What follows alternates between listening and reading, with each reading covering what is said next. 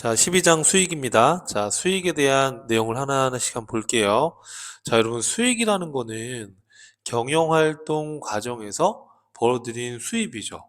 자, 그럼 여러분, 이런 수익으로 인식이 되는 경우는 자본 거래를 제외한 순자산의 증가를 가져오는 원인이다라고 이렇게 해놨어요.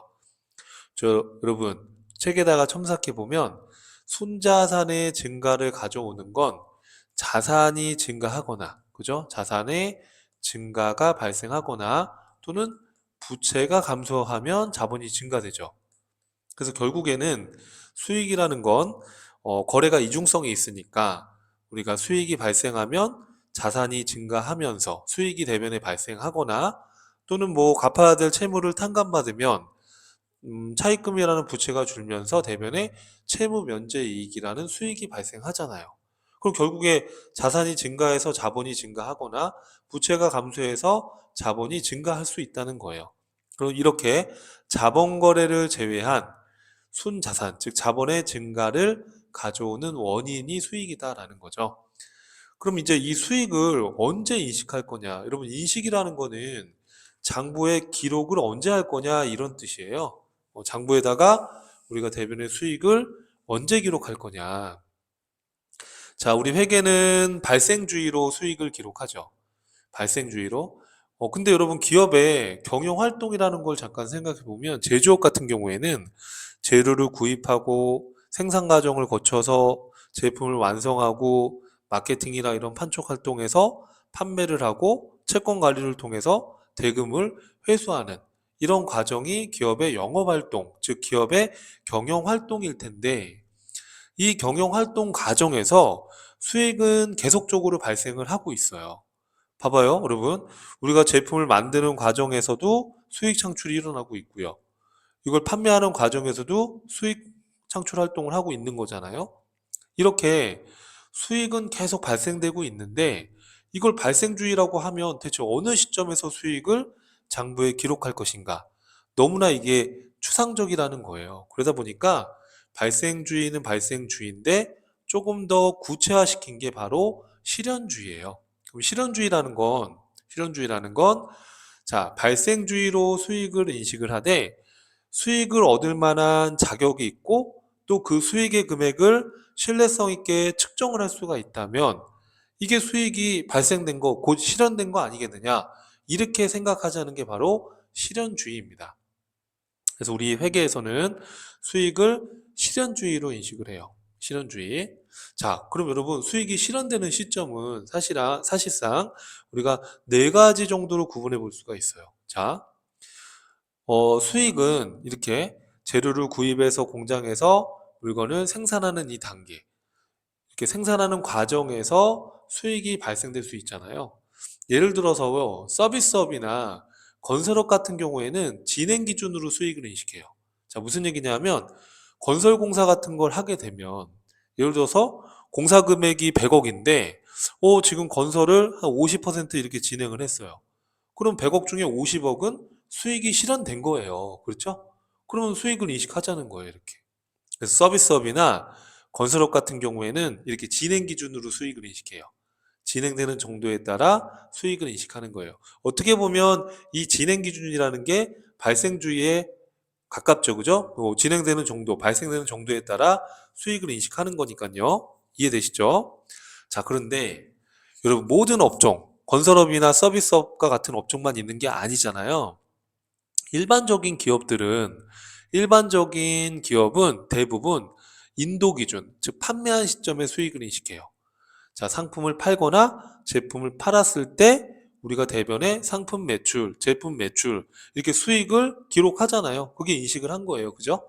그래서 웬만한 기업들은 인도 기준, 즉 판매 시점을 기준으로 수익을 인식하는 게 일반적인데 이렇게 건설업이나 서비스업은 진행 기준으로 이렇게 인식을 할 수가 있는 거죠. 자, 그런데 여러분, 농수산물 이런 재배하는 업종들 있잖아요. 예를 들면 농산물, 뭐 쌀을 재배한다 그러면 쌀을 수확하면 쌀을 판매할 시장도 있고 쌀 판매 금액도 시장에서 이미 형성돼 있으니까 이 수익을 얻을 만한 자격도 있고 금액 측정도 가능하니까 이렇게 수확한 시점에서, 완성한 시점에서 수익을 인식할 수도 있어요. 이걸 우리가 완성 기준이다 이렇게 얘기를 해요. 이해되시죠? 그래서 이제 농수산물이나 이제 이런 것들은 우리가 완성된 시점에 수익을 인식한다는 거. 자, 그리고 대부분의 기업들은 인도 기준으로 수익을 인식한다는 거. 근데 만약에 이 판매를 한 다음에 대금 회수가 굉장히 불확실하다. 그러면 수익을 인식하면 안 되죠. 실현 가능하지 않다면. 그러면 회수된 시점에서 수익을 인식하자는 게 이론상 회수 기준이에요. 그래서 우리가 이론적으로 보면 수익을 인식하는 기준은 네 가지가 있는 거죠. 시점은 진행되는 정도에 따라 진행 기준, 또 완성된 시점에 인식하는 완성 기준, 판매한 시점에 인식하는 판매 기준, 대금을 회수한 시점에 수익을 인식하는 회수 기준, 이렇게 네 가지의 개념이 있다라는 거예요. 자, 그래서 그림에서 보듯이 수익을 인식하는 시점은 진행 기준, 완성 기준, 인도 기준, 즉 인도 기준이라는 게 판매 기준입니다. 회수 기준으로 구분되는데 일반적인 도소매 기업은 판매한 시점에서 수익을 인식하는 게 일반적이에요. 그렇죠? 근데 이제 건설업이나 서비스업은 진행 기준으로 인식을 하고 농산물을 수확하는 경우에는 농수산물 수확하게 되면 완성된 시점으로 우리가 수익을 인식하는 완성 기준으로 하고 대금 회수가 불확실하다 그러면 회수 기준으로 수익을 인식할 수 있다. 이처럼 기업회계 기준이라는 거는 다양한 업종들이 적용을 해야 되기 때문에 업종별로 본인 회사에 맞는 수익 인식 기준을 따져보면 되는 거죠. 그래서 이렇게 회계 기준은 모든 기업이 적용할 수 있도록 이렇게 다양한 방법을 제시하고 있다는 거. 이런 걸 또 보편 타당성이다 또 이런 또 얘기도 합니다. 자, 그래서 수익 인식에 대한 이야기를 봤고요. 자, 그러면 구체적으로 거래 유형별로 수익의 인식 시점이 다음과 같다라는 걸 한번 보겠습니다. 수익의 인식 시점은 다음과 같다. 자, 한번 볼게요. 자, 제와의 판매 같은 경우에는 일반적으로 인도 기준으로 우리가 수익을 인식해요. 판매 시점에. 그러면 우리가 인도 기준이라는 거는 이런 재화, 그러니까 상품이나 제품과 같은 이런 재화를 팔았을 때 수익을 인식하는데 다음의 조건이 모두 충족됐을 때 우리가 실현된 걸로 봐요. 어떤 경우냐면 자, 여러분 물건을 팔았다 그러면 상품이나 제품을 팔았다 그러면 우리가 언제 이게 실현된 걸로 보냐 하면 구체적인 이런 요건들이 이렇게 있는 거예요. 자, 물건을 팔았어요. 그러면 이 제품이나 상품에 대한 어떤 위험이나 이걸로 인한 효익을 얻을 수 있는 이런 보상은 구매자한테 이전이 돼야 되는 거잖아요. 그래서 위험과 보상이 구매자에게 이전이 돼야 된다. 자, 제품이나 상품을 팔았어요. 그러면 그 제품이나 상품으로 인해서 얻는 효익, 이런 보상이나 그런 리스크, 그런 위험은 고객이 가져가는 거잖아요. 그죠? 그게 다 상대방에게 이전이 돼야 되는 게 맞고요. 그 다음에 판매자는 판매한 재화, 이런 상품 제품에 대해서 통제할 수 없어야 된다. 그렇죠.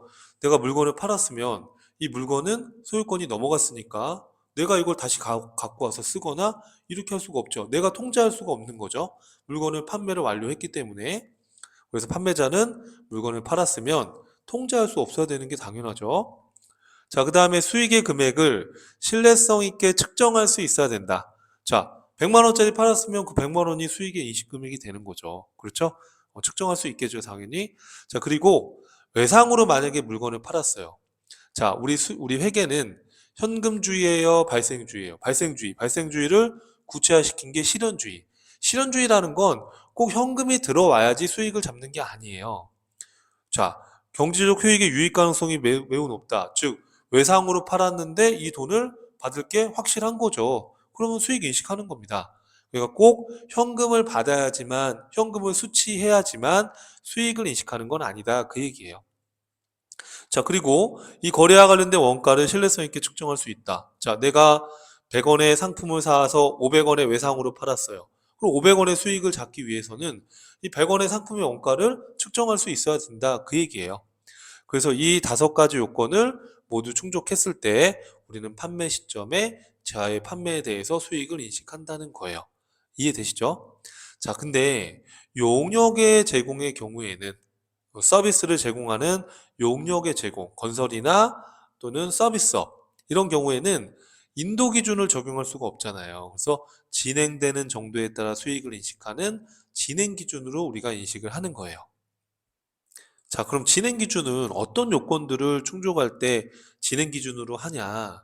자, 진행 기준으로 수익을 인식하기 위해서는 요 요건들이 충족이 돼야 되는데요. 자, 우선은 전체 수익 금액이 얼마인지 신뢰성 있게 측정할 수 있어야 돼요. 예를 들어서 우리가 건설 공사를 한번 생각해 봐요. 건설업. 건설업. 자, 건설 공사를 하나 따냈어요. 근데 이 건설 공사가 전체 요 공사 계약 금액이 100억짜리 공사예요. 이렇게 전체 수익 금액을 알아야 됩니다. 이해되시죠? 당연히 알 수 있을 거고. 자, 그리고 이 100억을 회수할 수 있어야 되겠죠. 그래서 경제적 효익의 유익 가능성이 높아야 된다. 당연히 이 건설공사를 통해서 100억을 받을 수 있을 거예요. 자, 그럼 여러분 이 100억을 우리가 수익을 인식할 때 진행 기준으로 인식한다라고 하면, 자, 이 공사가 X1년, X2년, 2년에 걸쳐서 진행이 돼요. 그런데 X1년도에 이 공사 진행한 정도를 따져봤더니 70%가 진행이 됐고 X2년도에 100% 완성을 했어요. 이렇게 공사를. 이해되죠, 여러분? 그러면 이 2년 동안 이 건설 공사의 공사 계약금이 100억이면 X1년도에 인식해야 될 공사 수익은 얼마예요? 당연히 70억을 인식을 해야죠. 그죠? 그 70억은 어떻게 나온 거예요? 전체 계약금의 X1년도에 진행률을 곱해서 진행 정도를 곱해서 수익을 인식하는 거예요. 이해돼요, 여러분은? 그러면 X2년도에 진행률이 누적으로 100% 완성됐다 그러면 이때는 어떻게 인식해야 돼요, 여러분? 이때는 X2년도는 자, 100억에서 100% 완성했는데 그러면 100억의 수익을 인식해야 되는데 작년에 70억의 수익을 이미 인식했으니까 올해로 추가 인식해야 될 수익은 30억이다. 이런 식으로 우리가 진행률에 따라서 공사 수익을 인식하는 거예요. 이해돼요, 여러분들? 30억 이렇게요.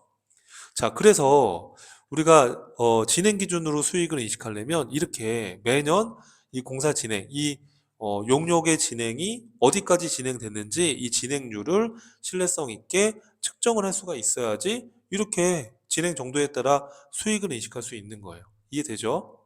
그리고 이미 발생한 원가 및 투입할 원가를 신뢰성 있게 측정할 수 있어야 된다. 자, 당연하죠. 자, 엑셀런도에 이 70%의 공사 진행을 우리가 원가를 기준으로 이렇게 추정을 하면 총 발생될 원가가 얼마다라는 걸 추정을 해야지 이 예를 들어서 이 공사 관련해서 예를 들어서 50억의 원가가 발생될 것 같은데 35억이 지금 엑셀런도에 원가가 투입됐다. 그럼 50억 중에 35억. 그죠? 그래서 70%다. 이렇게 추정을 해야 되니까 이게 발생한 원가나 투입돼야 될 원가를 측정을 할 수 있어야지만 또 진행률도 산정할 수가 있는 거니까요.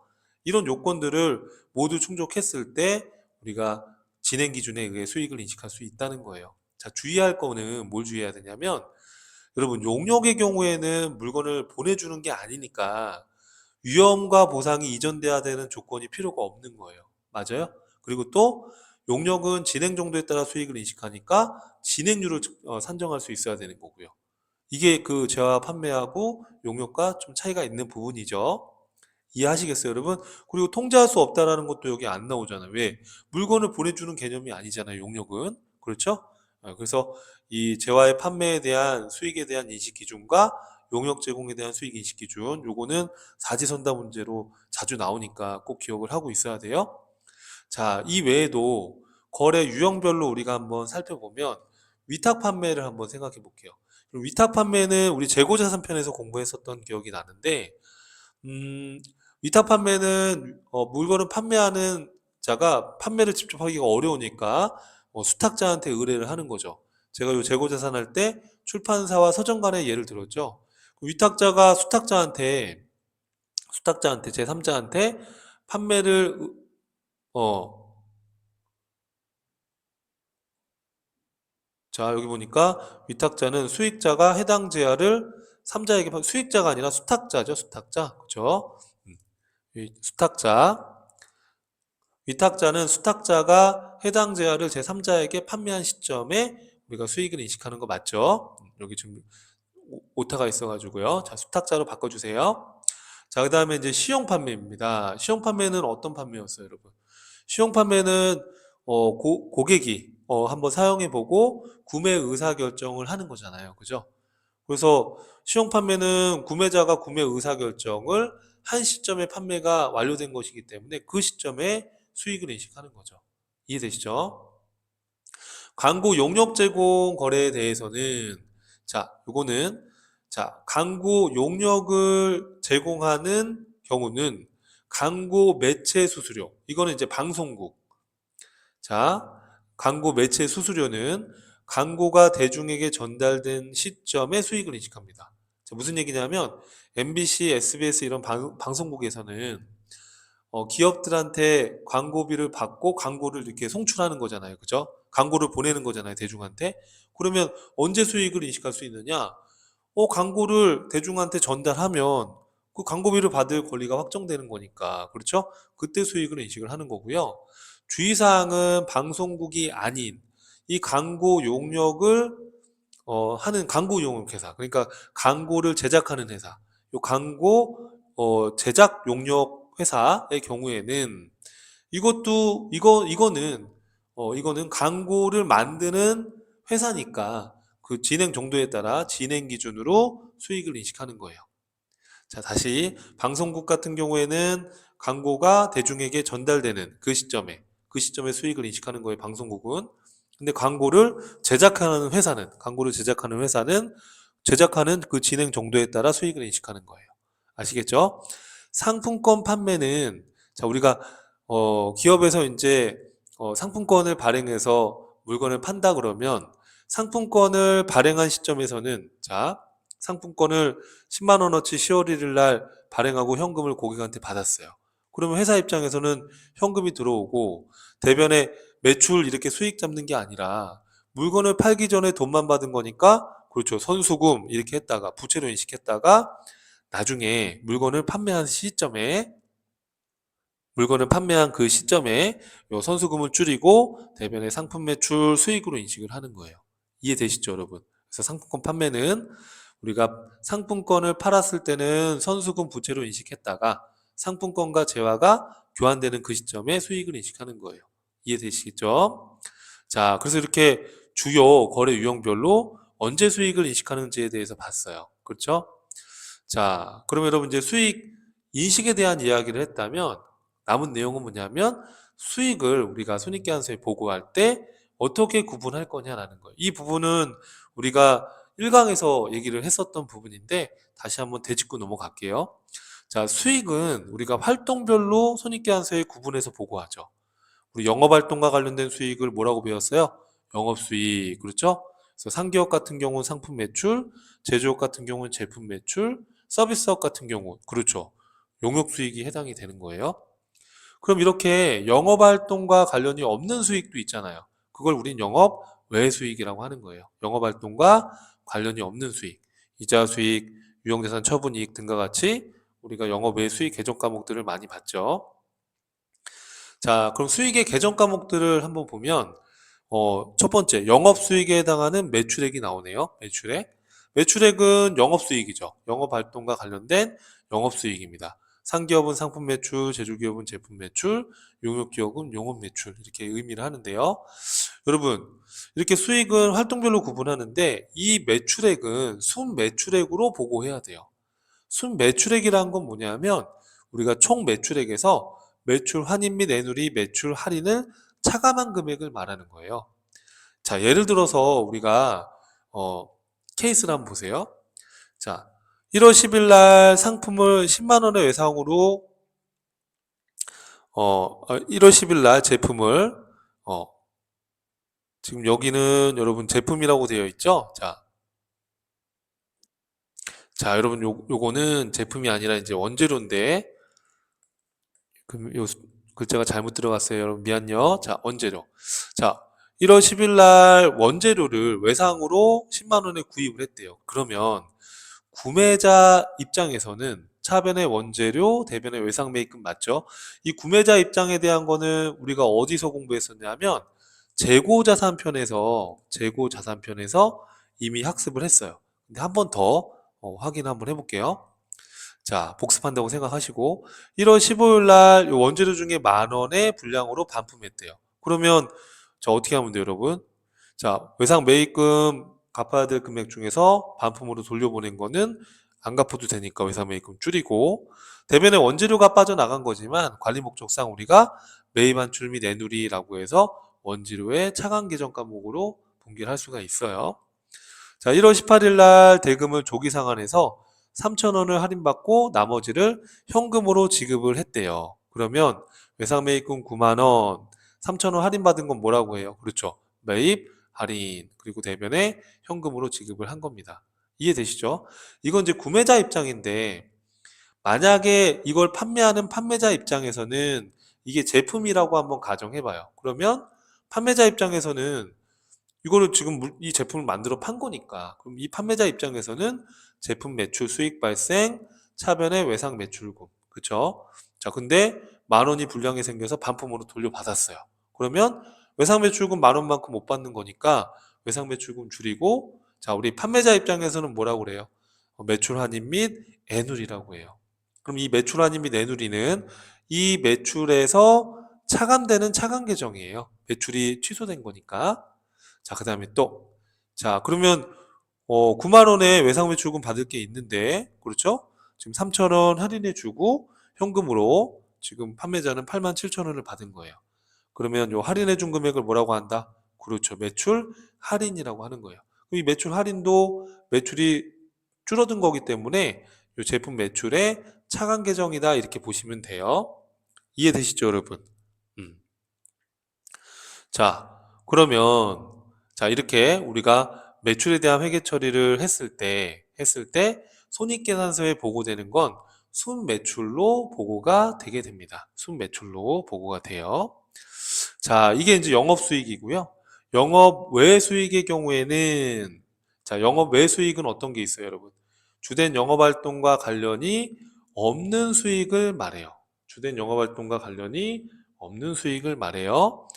어떤 것들이 있을까요? 보니까 이자 수익, 이건 이제 자금을 대여해주고 또는 정기예금 등에 대해서 이자를 받는 거고요. 또 배당금 수익, 자, 주식 투자해가지고 현금 받으면 배당금 수익이에요. 그래서 배당금 수익은 배당 받을 권리가 확정된 시점의 수익으로 인식합니다. 즉 배당을 지급하는 회사가 뭐 주주총회 결의를 통해서 확정이 되면 그때 배당금 수익을 잡는 거예요. 차변의 뭐 미수금, 대변의 배당금 수익 이런 식으로.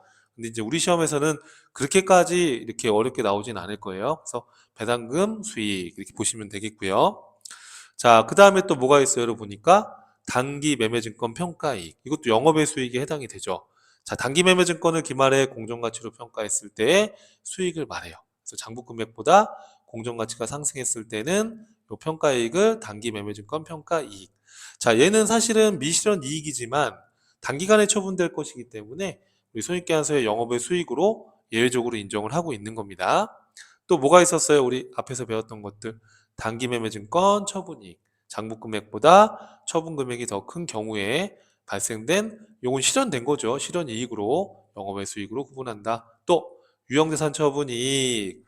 자, 기기장치 등과 같은 유형자산을 처분했을 때 처분금액이 장부금액보다 더 컸을 때 이때는 당연히 영업의 수익으로 기록하고, 마찬가지로 무형자산 처분이익, 또 투자자산 처분이익.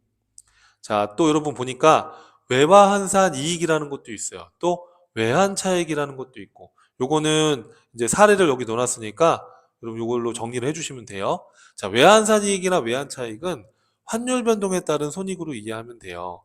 자, 우리가 이제 국내 거래만 하는 게 아니라 뭐 해외에다가 수출을 한다든지 해외에서 뭐 외화를 차입한다든지 이런 외화 거래가 생길 수가 있단 말이에요. 그럼 이런 외화 거래 같은 경우에는 외화 채권 채무가 발생할 수 있는데, 이 외화 같은 경우에는 우리가 환율을 적용해서 원화로 환산해서 장부에 기록을 하는데 이 환율이 변동할 수가 있잖아요. 그죠? 거래 발생 당시 환율과 기말 시점의 환율이 바뀔 수가 있잖아요. 그럼 기말의 환율로 평가를 해서 환율 변동에 따른 손익을 외화 환산 이익이나 외화 환산 손실로 처리해 주는 거예요.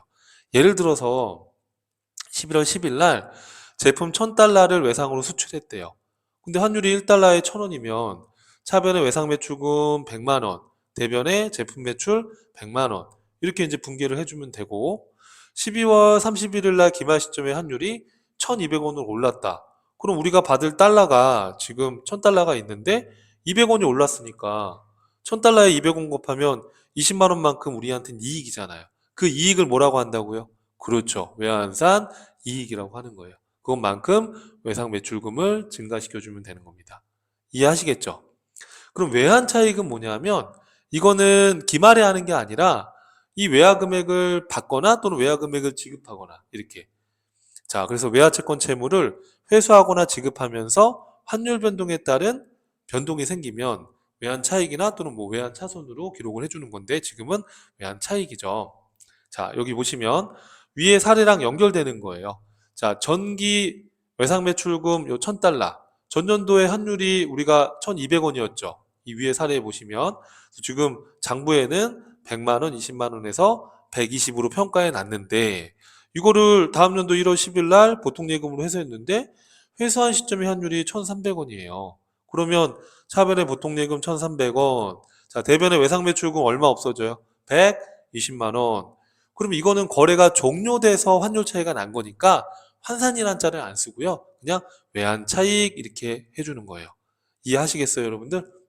그래서 외환 차익과 외환산 이익 이렇게 같은 사례 연결해가지고 사례로 한번 내용을 이해해 보시면 되겠습니다. 자, 그 다음에 또 영업의 수익에 뭐가 있을까요? 수수료 수익.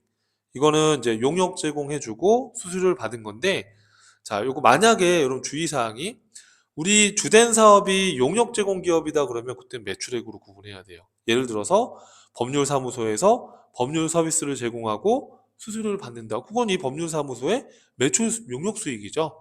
여기서 말하는 수수료 수익은 주된 영업활동과 관련 없이 부수적인 활동에서 만약에 용역을 제공한 대가를 받은 게 있다 그러면 그때 수수료 수익이 되는 거예요.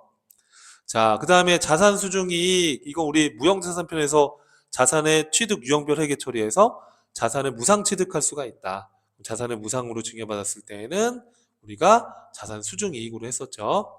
예를 들어서 1월 20일 날 기업의 자금 사정 악화로 대주주에게 1억 원의 토지를 무상으로 증여받았다. 그러면 차변의 토지 1억, 대변의 자산 수중이익으로 해서 영업외 수익으로 기록한다고 했었고요. 자, 채무 면제 이익. 이거는 뭐냐면 내가 갚아야 될 채무를 면제받는 경우예요. 자, 예를 들어서 사례 한번 보세요. 5월 10일 날 국민은행에서 1000만 원을 현금으로 차입했대요. 자, 그럼 차변의 현금, 대변의 차입금.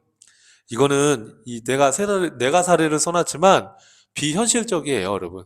그냥 가정을 이렇게 한 겁니다. 자, 내가 지금 1000만 원 차입을 했는데 지금 자금 사정이 너무 어렵다 보니까 상대방 회사에서 자, 600만 원 중에 1000만 원 중에 600만 원만 상환받고 나머지는 면제받았다고 가정해봐요. 가정한 겁니다. 그러면 단기 차입금 부채가 줄고요. 600만 원 상환했고 면제받은 이 이익을 뭐라고 한다? 그렇죠. 채무 면제 이익 이렇게 부르는 거예요. 이거는 현실에서는 뭐 이런 일반적인 거래에선 발생하진 않아요. 뭐 채권 채무 조정을 한다든지 그럴 때 생기는 거예요, 여러분 참고로. 근데 이제 분기 패턴을 보라고 이렇게 가정을 해서 제가 한 겁니다. 자, 그 다음에 13번의 자비익이에요. 자, 자비익은 영업활동에서 발생된 이익이 아니라 영업활동 이외의 활동에서 발생한 적은 금액의 이익을 말한다. 이렇게, 요걸 자비익이다. 이렇게 얘기하는 겁니다.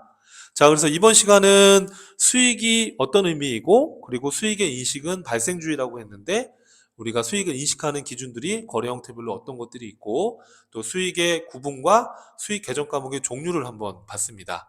자, 여러분 다음 강에서는 비용에 대해서 한번 학습을 할게요.